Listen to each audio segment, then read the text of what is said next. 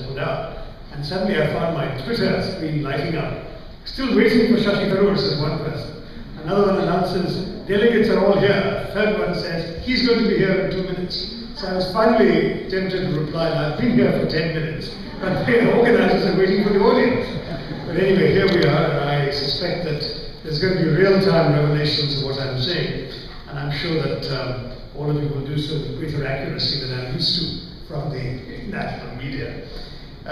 It is in fact a reflection of our times that I'm addressing you in the midst of a raging controversy over social media, with the Department of Information Technology's new rules on internet intermediaries having created such a firestorm in cyberspace.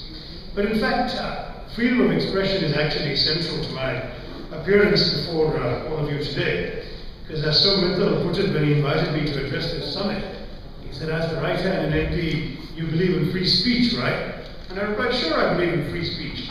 Great, he said, I'd like you to give one. And so here I am to give NASSCOM a free speech on the reach and impact of social media.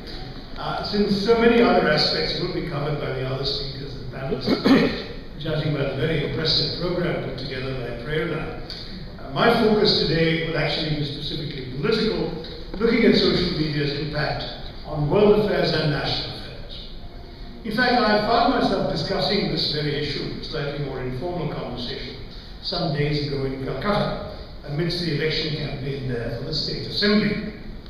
It's interesting that during an electoral effort aimed at unseating a 19th century ideology from power after more than 3 decades, we were discussing such a 21st century subject as the impact of social media on politics. Yes, it was in an air-conditioned room like this to a largely internet-savvy audience. But 2 days later, at a mass rally, Mamata Banerjee went out of her way to stress that she was getting on the internet herself and learning to master the use of Twitter and Facebook. These, she said, were essential tools for tomorrow's political leaders. Now, this is all the more striking because I once asked a distinguished senior politician what he thought about the emergence of these social media tools. Wouldn't they help getting our message across, I asked. Why weren't they more widely used? What was the problem here? Was it ignorance or was it apathy? I don't know and I don't care, he replied, which rather explains what we're up against. Now, before I return to that issue, though, and to domestic politics, I should first begin with a global perspective.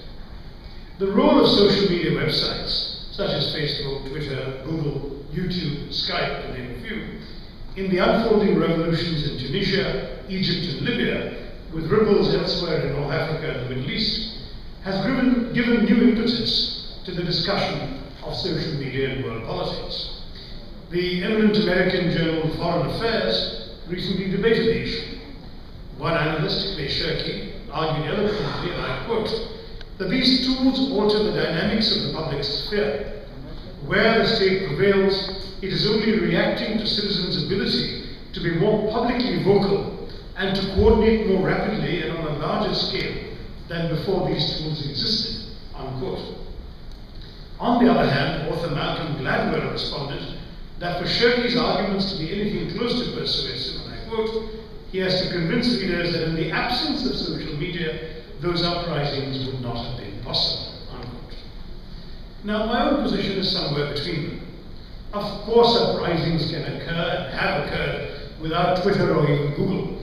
But media always has an impact on the reach and spread of word about an uprising, and therefore has an impact on its intensity and sustainability.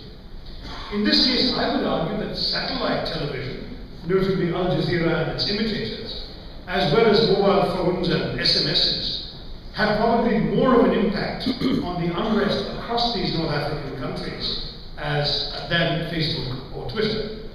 But impact is undeniable. As the American commentator Peter Osnos put it, I'm quoting here, it is pointless to dispute that digital advances have played an enormous role in recent years in the speed of communications. And in some situations, Egypt and Tunisia certainly amongst them, these technologies have played a meaningful part in the rallying of crowds and in garnering international recognition. A global generation of mainly young people will continue to refine and use the capacity to reach out to each other. Turmoil reflects the conditions of the era in which it occurs, and social media are very much a factor of our age, unquote. This is why China has paid particular attention to censoring the internet, employing 40,000 cyber police to monitor blogging sites, shutting down any sites that get out of line, and banning Twitter. When a US-based Chinese language site called for a jasmine revolution in China, the Great Firewall of China blocked all searches for the word jasmine, even if you were merely looking for jasmine tea. Clearly, the authoritarians in Beijing are quite aware of the enormous potential of social media to disrupt even their politics.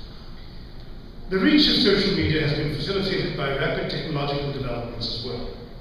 When we speak of social media, we do not mean only media running on a desktop computer or a mainframe server.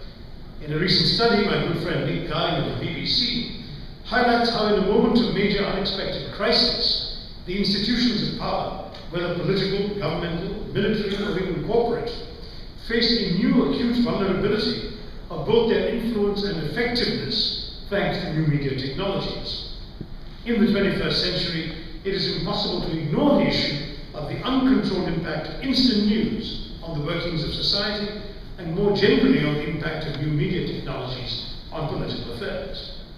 As Guy points out, it was a chance 41-second video taken by a New York investment banker who happened to be passing that dramatically swung public perceptions of the police handling of the G20 protests, in which one particular protester, Ian Tomlinson, died. They exposed the apparently incomplete police explanations, forced a level of instant accountability for the police about their orders, their behavior, and their operation. In another example, when the US-led NATO warplanes bombed villages in Afghanistan's Azizabad village, US forces initially claimed only 7 people died. NGOs claimed the bombing killed up to 90. Only after mobile phone video emerged 2 weeks later did US commanders accept that they had to re-examine evidence. They had to conduct a re-investigation, and they had to revise their death toll up to 55. As Guy argues, and I quote, "Such examples confirm how new information technologies and dynamics are together driving a wave of demonstration and of democratization and accountability. It shifts and redefines the nature of power in such moments.